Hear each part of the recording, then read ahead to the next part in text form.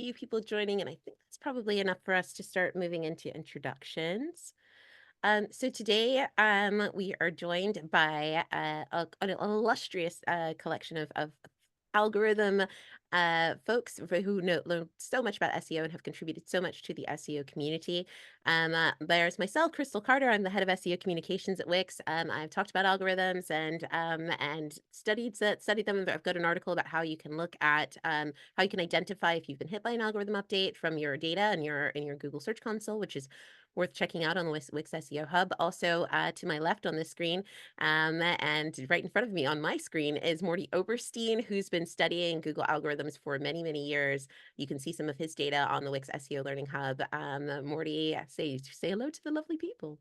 Hello, I'm an algorithmic nerd. It's true. He does love it. He really does love it. Yeah, so the volatility updates, all of that sort of thing. We are also joined by Mike King, also known on the internet as iPullRank. He is the founder and CEO of iPullRank. Mike, I don't know if you wanted to just say hello to everyone quickly. Greetings and salutations, folks. So Mike is an incredibly talented tech SEO and algorithm data analysts and all sorts of SEO analysts, and has so many incredible things that he's contributed to the community. We're also joined by Lily Ray, who is the Senior Director of SEO and VP of Research over at AMSIV Digital. So they're both agency leaders who are speaking to so many people about algorithms. And Lily Ray has been doing so much over the last few months across the helpful content update, which we will discuss shortly. Lily, if you'd like to say hello to the crew we've got here today. Hi, everyone. Excited to be here. Excited to have everyone. Okay, so we are going to just go through a couple of little FAQs for your fellow webinar attendees. Yes, this webinar is being recorded. Yes, you will receive an email after it's ready for you to view if you weren't able to watch the whole thing or whatever. So you'll get a recording. It will be posted on YouTube, so for your viewing pleasure. So don't worry if we're moving quickly. We got to get through a lot of good content today. And if you need to go back to it, you can watch it on YouTube again. You can ask questions in the Q&A panel, which is right next to the chat where you just told us where you are from. Hello to everyone from Los Angeles. Thanks, JP, for joining us. And you can also check out future webinars, and you can see past webinars indeed on the Wix SEO Learning Hub, which is at wix.com/SEO/learn/webinars. And we've got lots of great stuff lined up there for you. You can also, oh, I've skipped ahead. You can also find out more about our webinars in our newsletter, which you might have signed up to when you joined. So on the agenda today, we've just done the introductions with our fantastic cohort of incredibly clever people, which I'm so happy to be a part of on today. And you know, I really booked this webinar for myself so I could ask questions. And we're going to talk about a few key milestones in 2024. Then we're going to have a little bit of a roundtable discussion around some of these core topics, because we have had a lot of questions from y'all, and we're going to go through some of those as well. So a couple of top trends, I think, that we've seen across 2024. It's been a really complicated thing, but one of the ones that we saw was like with sort of super long updates. The March update, for instance, took a long time. It took something like 44 days over the course of the year. So we've seen about 25% of the year has been updates, for instance. And this is something that that I thought was really interesting, and it's certainly been something that, you know, we've been waiting for things, and we've had some of the communications has been unusual as well, where we've heard about the update after it happened or after it had been finished by over a week, I think was one of the cases, which has been an interesting thing. Another thing that we've seen is the emergence of AI overviews, which has been really prominent in the US and has been less prominent in other places. And we started hearing more about this around March time, and we're starting to see how that's all rolling out. So we'll be interested to see what people are thinking about that. And also UGC in the SERP. So we started to see the increase of Reddit and Quora and other UGC elements in the SERP during that time. And I would like to open up to the panel to discuss whether or not y'all are thinking if these are trends that y'all are also seeing, or if these are some trends that there are some trends that we've left out of that over the sort of things that we're seeing this year so far. I can jump in. Yeah, I would say the rise of user-generated content, particularly on a few sites. I think, Reddit, LinkedIn, and Quora being the biggest ones, is probably the biggest SEO trend that I've noticed this year. I mean, we've all noticed it's ranking everywhere in top positions. But to me, it's quite impressive that to this day, you can write an article on LinkedIn Pulse and it can rank extremely well on Google very quickly. Yeah.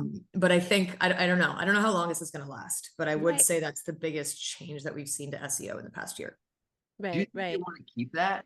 Like, because like in the AI overviews, for example, like they just came out with some data like, oh, I think it was Bright Edge, like Google's taking Quora and Reddit out of the AI overviews. So if it's not good for the AI overviews, is it really good for the SERP?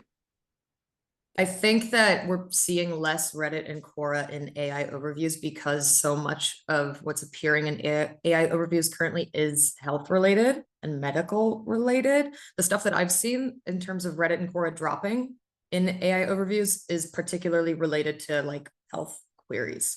I don't know if others are seeing different things, but that might be why they're dropping. And I think also I think there's also, something that people have been able to flag this for them as well. So I know it's something that you've been flagging to Google and taking directly to them to let them know that some of these things are not the best things to be showing on Google. Do you think that has been that trend of providing direct feedback? Because one of the other things we've seen from Google is them saying, like, if you were hit by the helpful content update, like, let us know. If you're seeing search results that you don't like so much, like, let us know. I mean, do you think that more direct feedback is a bit of a trend as well from them? Yeah, I think they're being much more open about like encouraging people to send feedback. I mean, setting up the form that they set up earlier this year to receive feedback about the March core algorithm update. I think that was pretty unprecedented. I don't remember that happening before. And they've done some big moves lately to like really communicate with the public about what they're up to and asking for feedback. So it's a big trend. I think a lot of people are just waiting to see whether or not they will implement a lot of the things that they received as part of that feedback. Mm-hmm. And Mike, what's your opinion on that as a thing? I saw a little bit of a reaction there. I hate all these trends. Like, I don't think Reddit is something that we need more of. I don't think that the AI overviews were a good product. Them scaling it back is just telling you that I think that there were people internally that were always like, why are we doing this? This is not good for the health of the web. But really, it was always Google just reacting to what the market was telling them because of what Bing did, right? Like Satya Nadella said that he wanted to make Sundar dance, and he literally did. So, I think that we're in a space where Google is kind of like flailing to some degree. And what they're doing with the helpful content update, I mean, we're hearing it loud and clear. Like the web doesn't want that, right? Like there are so many of these smaller sites, and I suspect a lot of them are in the audience right now that were impacted negatively by this. And they had been really investing in making high quality content. And then, following the measures that Google has said to follow for so long, and then suddenly they just get the rug pulled out from under them. So yeah, I think that Google is just in a really weird space, and they need to do some things that are actually valuable to the internet. And giving us more Reddit results is not it. I think they realize they have a problem. I think the fact that you see Google search liaison Danny Sullivan meeting with people posting about it is basically admitting like we really messed this thing up a little bit and we're going to try to fix it. I think it's going to take them a long time to fix this. I think something happened that they didn't intend on happening, and I'm not sure they understand exactly what happened. I'm glad you said that and not me. Everything I was thinking, I'm glad you said it. I don't think I'm supposed to say that. Good thing this is not being recorded, right? No, it is. Oh no. Do you think that all of it, I mean, you brought up the relationship between, the AI overviews and Bing and, the Google trying to keep pace with Bing, for instance. I think I discussed this in some of my MozCon stuff as well when I was presenting on some of the UGC stuff. I personally think that the presence of the UGCs also responds to the AI presence, and also the whole connection between Reddit and Google as well. How much do you think that the the variety of tactics that we're seeing coming out, and the potentially not necessarily always working in tangent, things that we're seeing coming out, is a response to the overall AI boom that Google's trying to keep pace with? So it's not just that, right? There was a lot of people over the last few years that were saying, oh, Google search quality sucks. I just add Reddit to the query anyway. And so Google's like, cool, well, if that's what y'all want, here. And I think what we're seeing is that it wasn't a good idea, right? Like, I think, that was them reacting to the feedback, that specific component. But, now they're pretty entrenched with Reddit in that they're like, we recognize this is actually a good source for, I don't know, whatever they think is a good source for, I'm guessing for generative AI. I also don't agree with that, but nevertheless, like, they have a very in-depth relationship with them now. As far as the AI overviews, it's kind of wrong to think of it as like, oh, they only did it because of Bing, because all this technology started with Google. Google had a version Right. of this like 2 years before Bing rolled out. They just said this wasn't good enough. But because the market is like, oh, okay, you've got to roll this thing out, they had to do it. But I think the reality is that most of these AI things that Google has been building just isn't as good as what else is out there. And so they're still having to keep pace, still having to have a product out there, but people don't like it. So don't put it in my search results. Yeah, what's tricky about it is there's a lot of unknowns. Like, we hear both sides. We hear from I still hear from a lot of people that people do like the Reddit results. I think it depends who you talk to.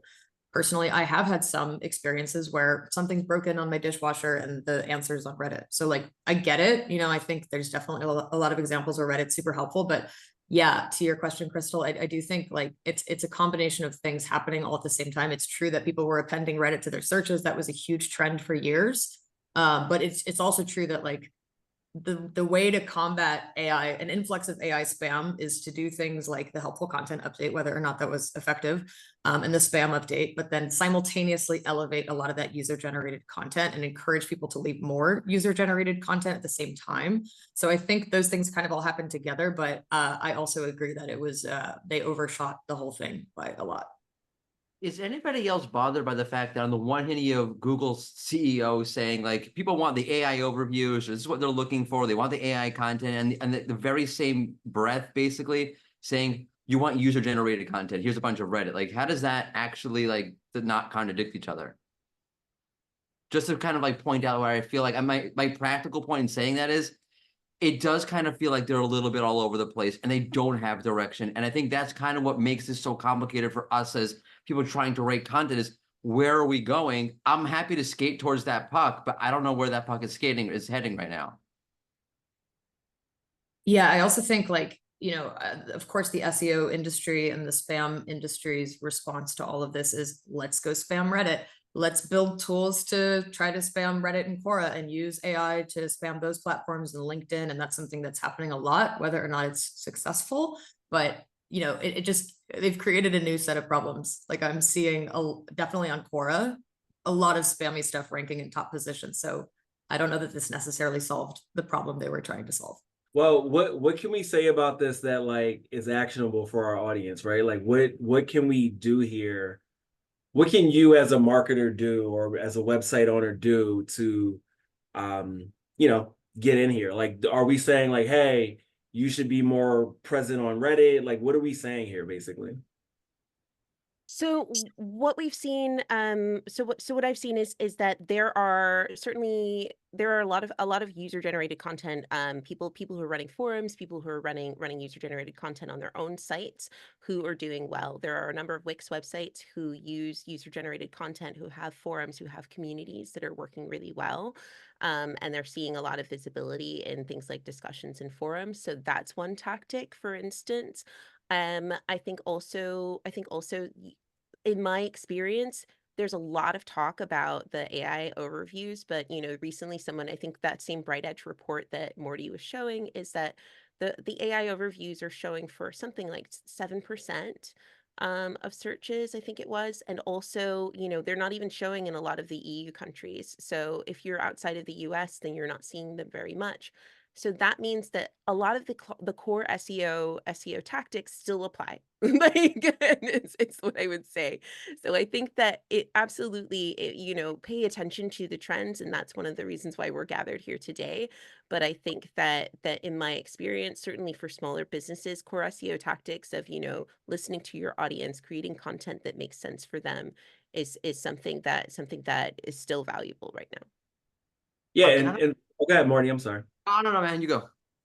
No, I was going to say from my perspective, I do think we should be leveraging these platforms, right? Like one of the things that I've suggested for a long time to our clients is that, yeah, go to Quora, see for your keyword, does Quora rank there? Cool. Then make the best answer possible and then link back to your site. And effectively, you can steal that traffic. It'll be referral traffic. It won't necessarily be search traffic for you, but what do you care, right? Like you want to drive more traffic to your site for people that are looking for whatever that is.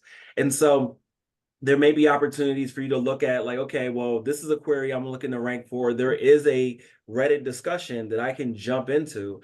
I mean, have fun. Like, again, I hate Reddit with a passion, but if you're someone that can navigate that discussion forum, then absolutely go be in there. But also, like Crystal is saying, like if you can host those conversations on your own site, knowing that Google is pulling in this discussion information into the index, I think that's a great idea. But I also recognize that, a lot of the people in this audience are small businesses, so they have limited capacity to moderate forums and what have you. And so I think the bang for your buck would be, again, like posting on Quora or like Lily is saying, like writing an article on LinkedIn posts, because we know it will rank pretty quickly for those keywords. And you can link those back to your website as well, which allows us to do that. I think long term, if people are thinking about, like, if someone just asked in the comments, like, should I still have a blog? Like, somebody asked me this morning, like, what do I do about AI overviews? And I don't think, like, first off, the numbers keep coming down and down and down. I don't personally, this is maybe it's a hot take, I don't think this is the format that's going to be the AI overview of the future. I don't think it offers enough differentiation. It's basically a glorified featured snippet. If I was creating a product and I was going to say, like, let's launch something, is there enough differentiation for what I currently offer? The answer would be no. And I don't think because of that, the AI overview is going to be what it is now is what's going to be in the future.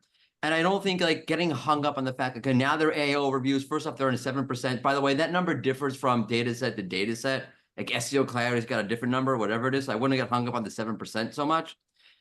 But I would say is like, don't get hung up on the fact that our AI overviews, like that ecosystem is going to change. I mean, they're currently pulling like answers from TikTok that don't make any sense, telling you to eat glue. Like this is not going to be what it ends up being. So I wouldn't like now fundamentally start switching my whole content strategy in order to try to get into the AI overview. We don't even know how sticky the URLs actually are. It could be like, you're there one day, you're not there the next day, you're not there again for another 30 days. So like, that to me doesn't say like, yep, that's what we should be doing right now.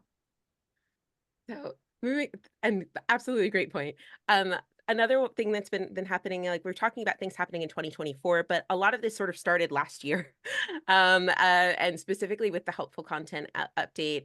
Lily's been showing screenshots like this of smaller sites who are seeing good traffic and then seeing things fall very, very sharply, and seeing traffic impact really, really sharply. This is something that you've seen from a few different clients, or not clients, sorry, but a few different folks from around the web.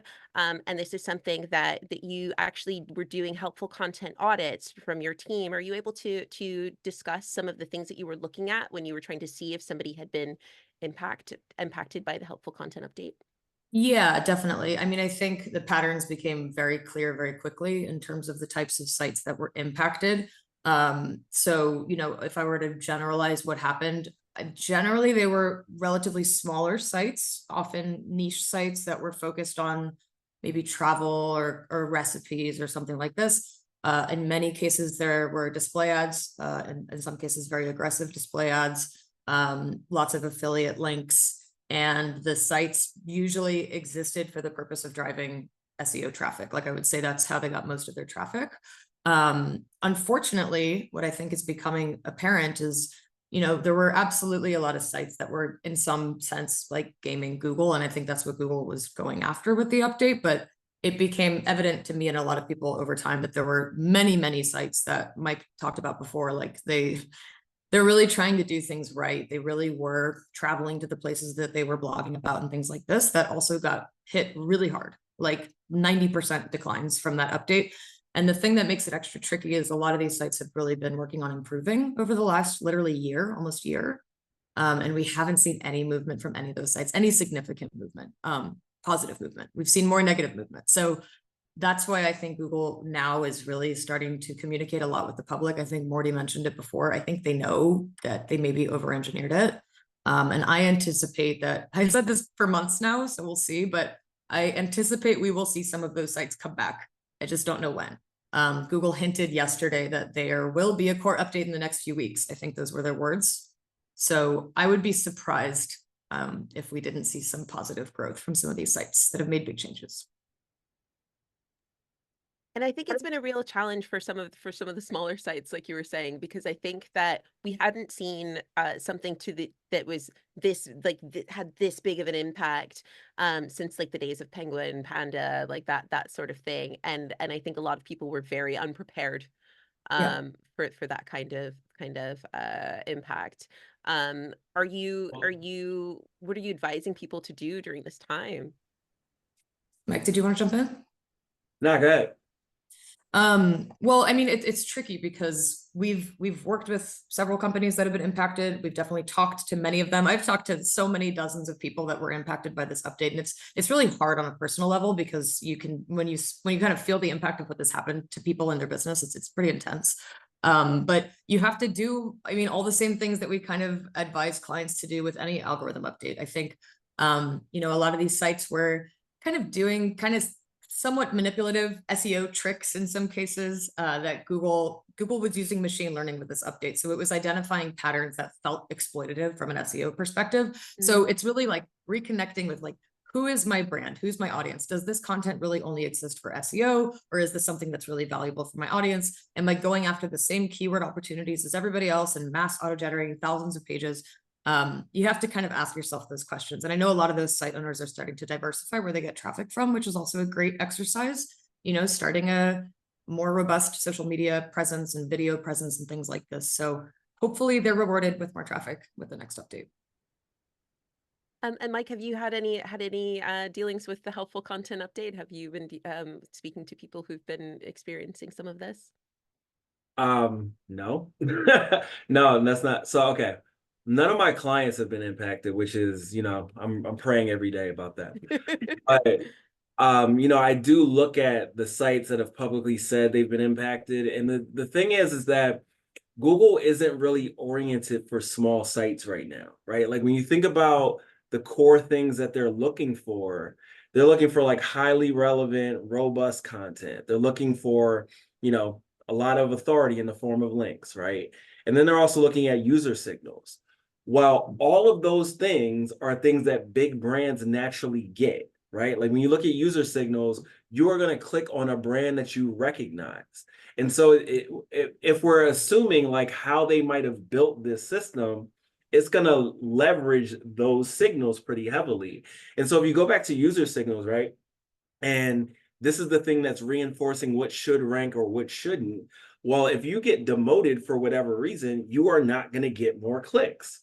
And so I think it's very similar to the Panda situation where ultimately we learned that it was a function of those user signals, like a pretty heavy one, where if you get hit by this, there's really no way to recover until Google makes a change.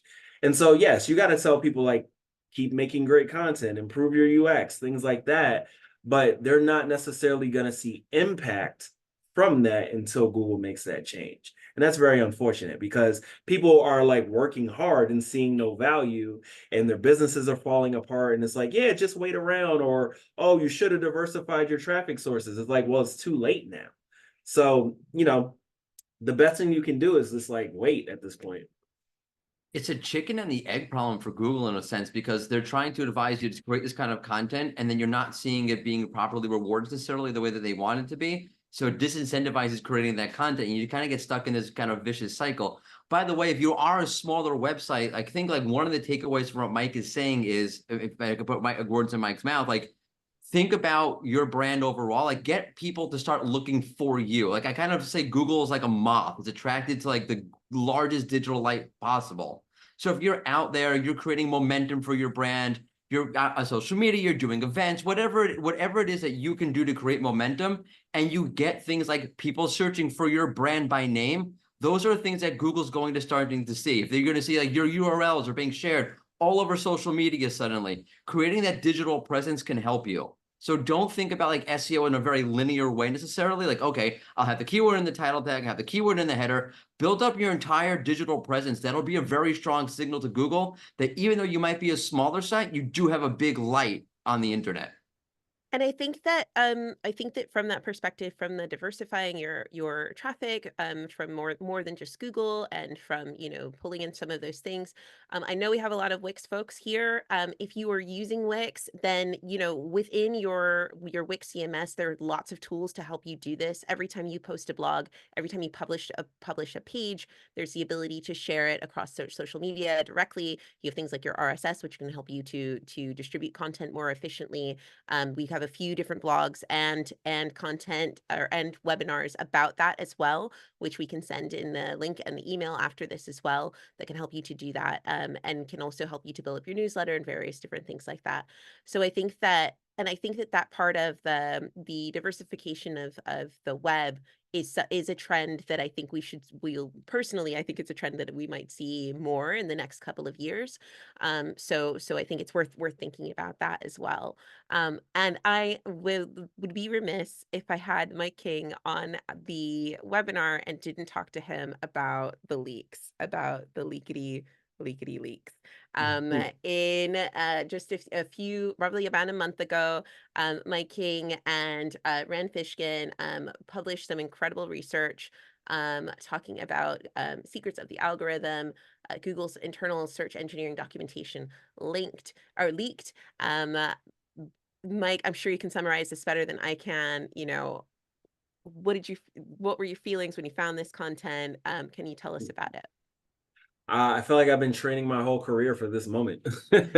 So just to give you all some background on this, there's some documentation that mistakenly leaked from Google that talks about all the features that Google looks at in its algorithm. And the way to think about this is we got the ingredients and not the recipe. So now we have a very big look into what they're actually looking at, and that can give us some insight on things that we need to focus on as marketers, as website owners, as small businesses trying to do things in SEO. And it clarified a lot of things that Google tells us, like, oh, we don't do this, or it verified a lot of things that we thought were working in SEO. It also invalidated a few things as well. And so the documentation is about 2,500 pages. And so it talks about a variety of different components of Google, not just search. It looks at things like YouTube and all the other components of Google, but most of it is search. And so based on that, there's just a lot of, again, verification and validation that we got, so we can get a better sense of like where to focus. So as an example, right? When it comes to link building in the SEO space, we have all historically said it doesn't matter if the links get traffic. But in the documentation, they talk about this idea of what's called a source type. And the source type is an indication of, where does this page live in the index? So Google breaks its index into 4 different components just for simplification. They have like what they are considering high quality or high value pages in one bucket. They have like medium quality in another bucket, and then they have low quality. And then they have another bucket that's called fresh documents. So like pages that are from news sites and things like that. So the whole point here is that you want to get your links from pages that live in that high quality bucket. And the proxy for understanding those would be pages that rank well themselves and also drive traffic. So these are things that you typically don't think of as an SEO. You're just like, I want to get as many links as possible because this other site has more links than me. And so with your link building efforts, you need to really focus on that high quality, where quality is defined by those measures I just said. not just things like, page authority, domain authority, and rating, and the things that SEO tools will give you.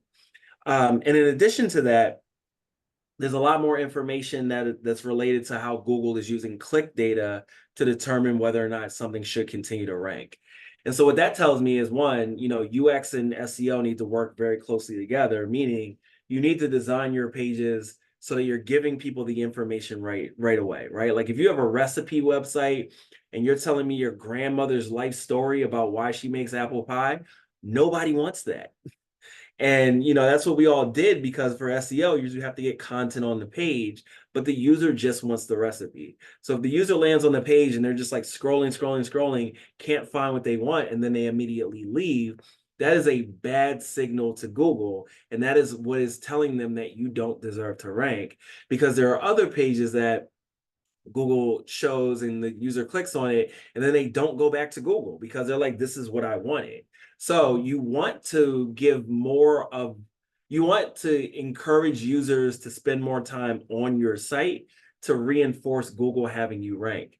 And also that's an indication that when you're looking at your competitors, it's not just, do you have the most copy on your pages? Do you have the best links?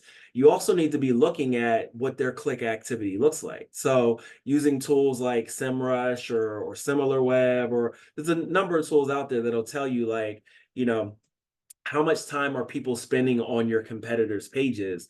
That's going to give you insights on how do you change what your page looks like so that users can get precisely what they're looking for. And there's a lot of other stuff in there, but just off the top of my head, those are like pretty actionable things that I think anyone should be able to do. And this was an absolute bombshell in the SEO community. Like this was absolutely, people, I think everyone working in SEO read this document. I certainly did. And I think there was a lot of people. I mean, my personal one was the one that's really stood out for me was the thing about the homepage. If you're wondering about homepages, if you are a Wix user, for instance, we put a lot of emphasis on your homepage on the SEO setup checklist. We have a whole blog, or we have a whole webinar dedicated to homepage, making sure your homepage is right and optimized, because as an SEO, I've definitely seen huge impact from working on your SEO, working on the SEO of your homepage. And that was one of the things that you highlighted in the document, was that there was certainly specific information about looking at the homepage as well. So that was one of my I knew it sort of moments from it. I don't know how other people felt about reading the leaks and the information.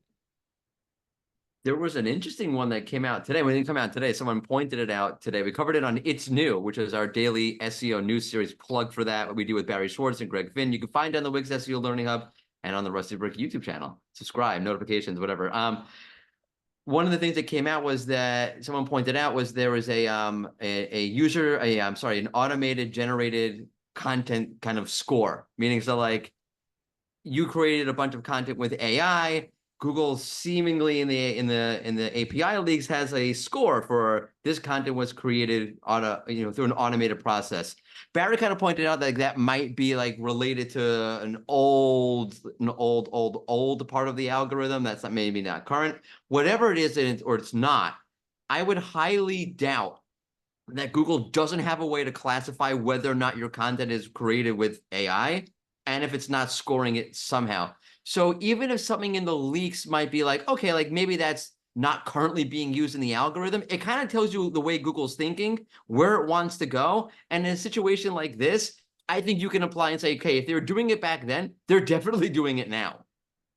So Morty, I'm going to push back on that. I don't think anyone can reliably detect generative AI content. And I think really what Google is doing is they're leveraging a series of signals, a lot of the stuff that Lily talks about with EEAT. That's how they determine whether or not something is valuable in that way. Because, even OpenAI has difficulty detecting generative AI content, because you can't reliably, at a reasonable confidence level do that. They're having to say, okay, does this site actually get traffic? Does this site have, links? Is this content relevant? And then also using all the other things that they're looking at with respect to, is this site authoritative on this subject? And that is another thing that was in the leak. They talk about this idea of, the site focus, and then they're also comparing the other pages, or any given page they're comparing to the site focus.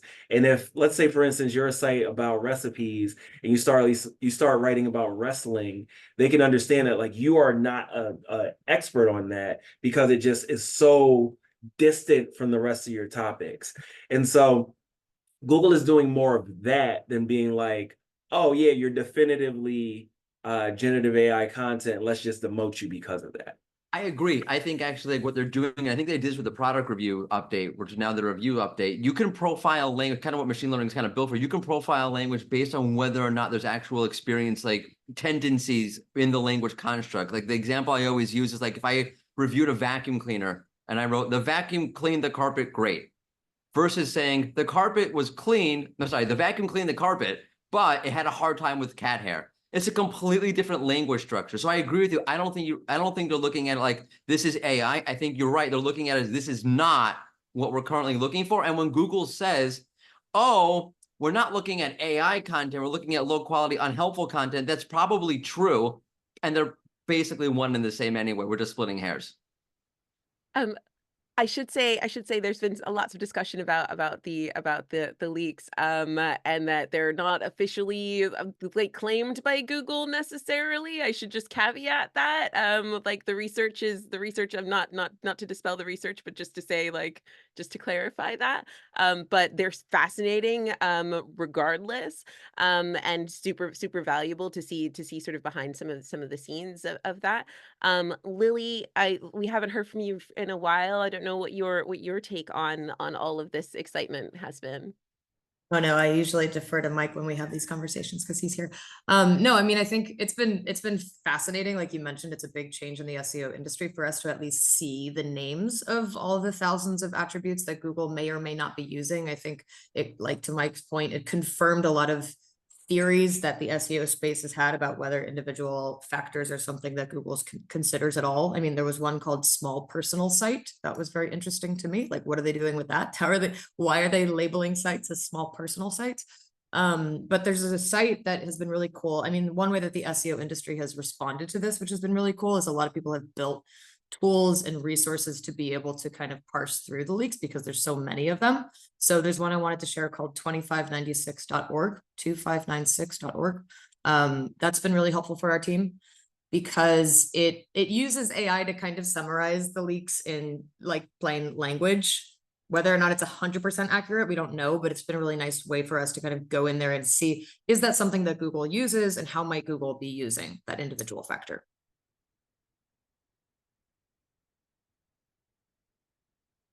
That's cool. I didn't see that before. Yeah, it's a good one. Yeah, it's super useful and super fascinating. So really fascinating. And all of this time, we are going to be getting to, just before we wrap up, we're going to get to some questions from the audience. I'm just going to shout out and let people know ahead of time. We will share some of those things as well. We've got some articles, and I will update this to include some of the content that we've discussed as well. But there's a fantastic, if you're still feeling a little bit not sure about what algorithms are, how they work, we've got a fantastic primer there written by our one and only Morty Oberstein. There's a link. There'll be a link to Mike's algorithm leak document. There's a link as well to the incredible research that Lily and her team have done with the Google Helpful Content ranking system, and then a few other links from the Wix SEO Hub about algorithms as well. So that will be sent to you in your inbox after this webinar. And now we are going to get to your questions. Morty, have you got some questions for us? I have a lot of questions. Usually I'm like tracking the questions better because I'm not talking as much. Sorry. Let's start with Simon. Simon Cox. Simon Cox is here. Simon Cox is in the chat. Simon Cox is a fabulous SEO, fabulous human being. So say hi to Simon in the chat. Simon asks, is Bing becoming more important as it is being used by certain AI tools, ChatGPT, Copilot, etc., and possibly Apple Search in the future? I think so. Bing? What's that? I Nah, hope so. I think it's definitely becoming more important, but I think it speaks to a bigger trend that we're seeing. People are diversifying how they're getting their information needs met. That's not to say that like Google is no longer important. It obviously still is. It still is where everyone starts, or most people start. Like it's still over 90% of, people searching for information. But you do have to be mindful of the fact that people are active with ChatGPT, active with Bing Chat. They're even searching on TikTok and all these other channels. And so what you need to determine is my audience there? And if they are, then yes, you want to create assets that are going to perform well in those channels. But there's starting to be a lot of people who are doing effectively like rank tracking for ChatGPT and things like that to see how brands are showing up. My whole position on this really is don't block large language models. Like people are starting to do things like block ChatGPT or the Common Crawl and all these different sources that these tools are using. That's a bad idea because you're cutting out on opportunities for your brand to show up. I think it's interesting that, I mean, we're seeing very, very early signs and very small signs that there's some user behavior shifting to Bing. I think obviously it's negligible compared to Google's market share, but people, I talk to Fabrice at Bing really often. People are loving Copilot. I think, Bing's AI product, and it's integrated into so many Microsoft products now. And I think we will see, especially if things continue the way they are with some of Google's recent updates, I think people might shift more to using Bing. And I know, like we talked about the helpful content update, a lot of the sites that are struggling with visibility after that update are seeing a lot of more traffic from Bing, and they're seeing their sites rank for things on Bing. So it's possible that we might start to see more traffic coming from there than we've seen before. I know we're definitely like talking about like sort of more or not less traffic, but I'll tell you my barometer is my kids, my 13-year-old kids know what Copilot is. So that tells you something like from a branding point of view. Yeah, there's like a bit of a shift where the younger audiences, they don't say Google it anymore. They say search it up. And because they're used to being like, oh, I'm gonna use all these different things to find my answer. They're not defaulting to just Googling it. Right. That's a big shift. Brand tells you everything. Okay. What in what ways might the AI overview factor in for a small business owner? Ooh, this is Good interesting. So first of all, like while people gather their thoughts, first of all, it will apply most to you if you have a US based audience at the moment. And if your audience is predominantly in another part of the world, then it's going to be less of a concern to you for now, but it might be in the future. So it might be worth watching that space. Mike, you've unmuted. So. Yeah. I think it's an opportunity for smaller businesses because you don't have to rank in the top 10 to appear in the AI overview. We're seeing things that rank, like 50, 60 and whatever, or they rank for, other related keywords that are less competitive. And so Google is pulling that data in. So it's a bigger opportunity to have more visibility. However, at the same time, if you do rank well for keywords that have AI overviews, you may lose that traffic. And so what we do for our clients is we pull data. We do what we call these threat reports, where we're pulling all their top keywords to see, do you have AI overviews on these keywords? And if so, are you present in them? And if not, do we want to get you into them, or do we want to redistribute your efforts towards keywords that that don't show AI overviews? And so as far as I've seen, like that is, the best approach. Like look at the landscape, figure out what you want to do, and then use that to inform your strategy moving forward. But the thing is, we don't really have data yet. Like we don't know what the impact of the AI overviews is. Google keeps saying like, oh yeah, it's better for everyone because for what I just said, you don't have to rank well in order to be in it. And they're saying like, oh, a lot of traffic is driven in those citations. But again, we don't know. So, we're kind of flying blind with respect to what the impact is. But I think it's pretty clear like what we need to do. One thing I would keep an eye on also in the local space, I totally agree with that, by the way. And we covered it on It's New the other day. I'm just going to keep plugging that away. if you look, Google announced at Google I/O back in May the custom format for an AI custom format for the SERP, which I think is a offshoot of the custom format that they have when they announced Gemini. And they recently were they were recently testing it for local queries. So like someone searched for, I don't know, best sushi restaurant in New York, and it organized the result page by category. So it had a header for review websites, reviewing the actual restaurants. It had similar types of restaurants. It had, Asian fusion restaurant, and it organized the SERP in the kind of a way like makes more sense of how you as a user want it to be organized. I'm really high on Google using the AI for that. And if that kind of continues, I feel like that could open a ton of visibility for small businesses on those local SERPs that they never had before.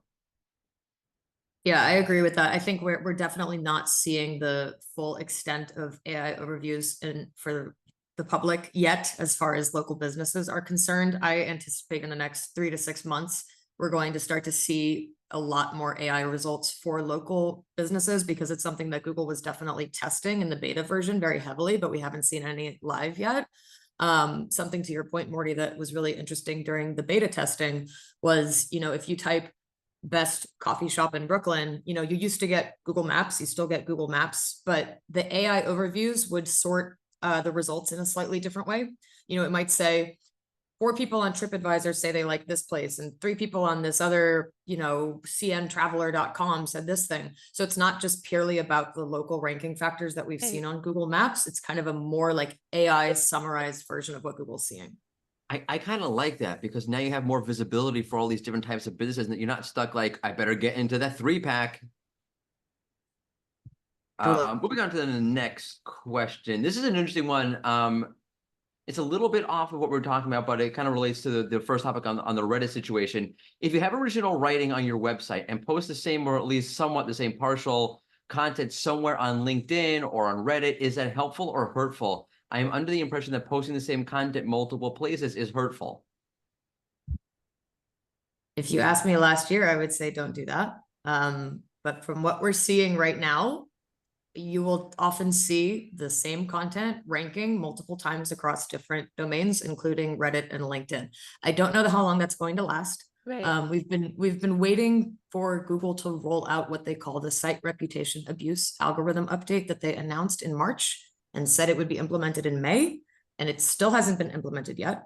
So I anticipate that when they do roll out that algorithm update, it's possible that sites like LinkedIn that have a lot of people leaving kind of like duplicate AI spammy content, I anticipate they might drop in visibility. That being said, I don't know that that would work against you from an SEO perspective, aside from potentially Reddit and LinkedIn outranking your original content. That could happen. I think also if you're going through a strategy of syndication, it's generally good practice to not copy and paste.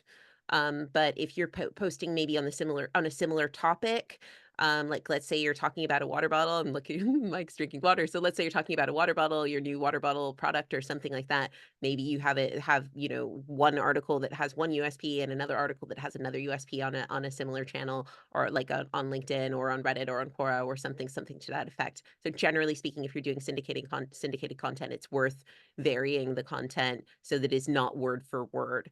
And with some of the tools, you can potentially use a tool to help you do that. You could potentially help a tool to at least help you accelerate that process, but it's generally worth doing that. And if you are syndicating, make sure that you link back to your website, and that your website is the sort of HQ of that content.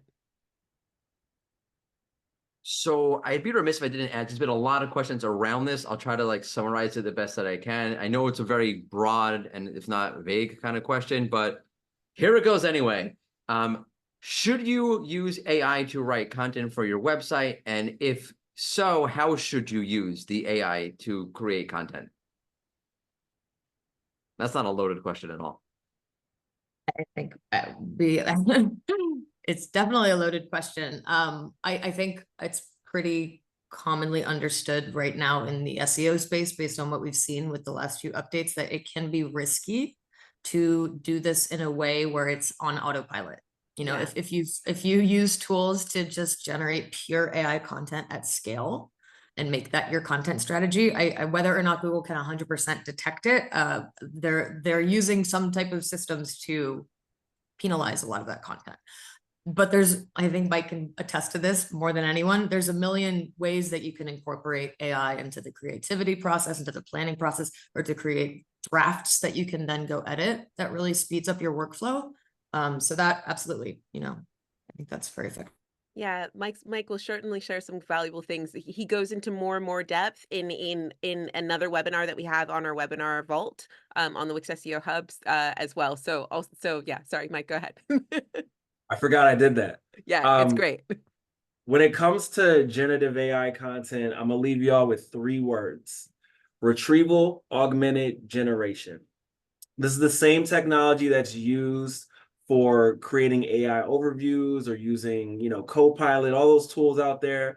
Effectively, what they're doing is they're combining a search engine with a large language model. What you can do as a, website owner, small business or whatever, you can take all your content, all your data, all the best stuff in your space and make your own custom index and then use that to generate content. And the reason why this is better is because 1, you have a lower likelihood of hallucination. 2, you have a higher likelihood of it actually sounding like you. And 3, you have a higher likelihood of having content that has a higher information gain. Information gain is basically this idea of like, are you saying something new? So there's a ton of tools out there that support this. There's one tool called promptitude.io. And the way it works is you can upload your own content to this tool and then write your prompts, or you can pull prompts from their prompt library. They also have a prompt writer tool that helps you. And then that way you can generate content that is going to be, more original than what you're going to get straight out of a chat GPT. So I encourage people to do this because, using chat GPT, like it has, a finite amount of things that it can say based on what it's learned from scraping the web and all its different data sources. But if you feed it your own stuff, you have a higher likelihood of generating content that's going to be valuable. All that said, you should never be doing this on autopilot. It should always be something that you're editing, adding that new information to, and so on. But to get closer to something that's usable, I would recommend you use a RAG pipeline. And I would also say that for those of you all that are using Wix, and obviously, thank you very much, Mike, for that extensive answer. Mike knows lots about this space. Again, we will add the link into the document that you get to the other webinar as well.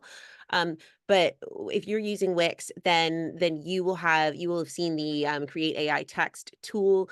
That has a lot of prompts within it that help you to tailor your content, and it helps you to use it as a sort of kickstart for what you're doing. So the more information you put into that, the more nuanced the information you put into those tools, the more distinct your output will be. And always remember to try to put your additional elements, your additional elements onto it. So your tone of voice, your phraseology will make it work. We have some more links to ways to do that as well. But yeah, always useful to use it as a starter rather than the finished product. So let's try one more. Again, I'm going to try to combine a bunch of different questions into one. If Google is using or looking to rank Reddit and Quora and user-generated content, does that mean I should be integrating user-generated content into my website, just creating a forum? Yes. Yeah, I mean, this is absolutely a conversation we're having with a lot of our clients right now. I know Crystal talked about this at MozCon at a recent conference. Forums are doing really well. It's not just the 3 sites you mentioned. There's lots of different forums across lots of different sites, including forums from 1995 that are suddenly seeing a lot of visibility on Google. So in theory, should you create one? Of course, but it's not as easy as creating it. You have to moderate it. You have to make sure that people are adding wholesome, helpful conversations, and that's absolutely a full-time job. So if it's something you can maintain, or even if it's like comments on your recipes or comments on one of your articles and kind of fostering that community, I think it's a really great approach right now, but don't set it and forget it. Yeah, I mean, I think one thing people need to remember is like, just because you have a forum doesn't mean people are going to publish on it. And then you also have to worry about tons of spam that's going to come as a result of that. And then beyond that, within the leak documentation that we talked about a bit ago, Google has a specific feature for measuring the effort of user-generated content. So if you end up getting a bunch of user-generated content that's one, not relevant, or two, low effort, that's not going to help you out either. So if you're going to go in that direction, recognize that that is a specific effort that you do need someone to manage and stoke and grow. It's like, you know, it's like growing a garden, right? Like the garden doesn't grow just because you have some dirt. You got to actually like water it and nurture it. Also, And that, oh, sorry, Crystal. sorry, I was just going to shout out. SEO FOMO is an SEO community, if y'all are so inclined, and they use Wix discussions, which is a Wix feature. So if you want to start a chat, if you want to start a forum on your Wix website, you can add Wix discussions and forums to your site. This is an example of one. It's also has an example of one that has some of what Mike's talking about and what Lily are talking about, that needs moderation and things like that. So they moderate this actively. They have clear moderators. They have clear information there. But it's a great one to get you started with some of the technical elements if you want to think about, and then you can think about more of the sort of moderation elements as well. Totally. It's great chat, by the way.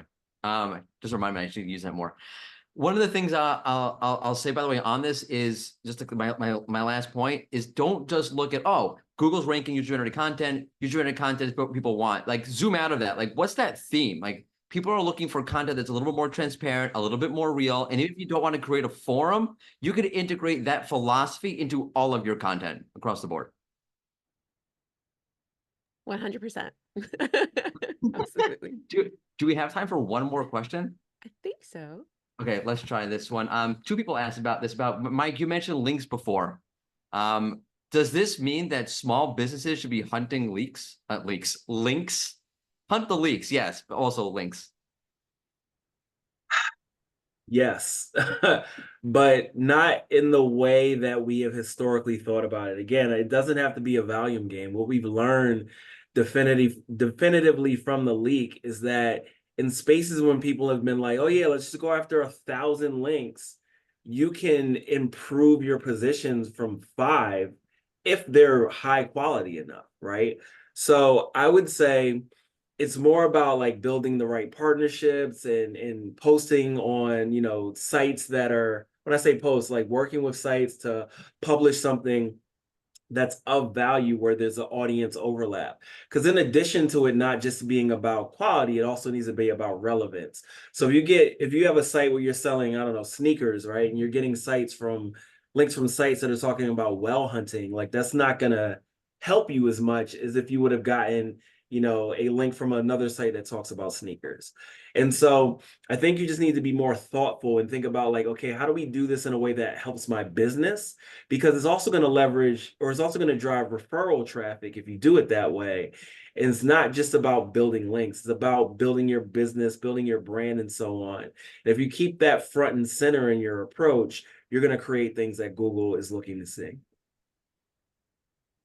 So true. I think that's it. Like we have a gazillion more questions, but I think we're out of time. I think that's everything. Thank you so much, Mike. Thank you so much, Lily. Thank you so much, everyone who's given up part of their day to talk about this incredible topic today. And thank you, Morty, for moderating the questions. It's been an absolute pleasure, as ever. As I said, you will get lots of the details for this webinar coming through, and we'll send you those links. Mike and Lily shared some incredible links during this discussion, so we'll add those into the document. Thank you so much for joining us. Bye, everybody. Bye.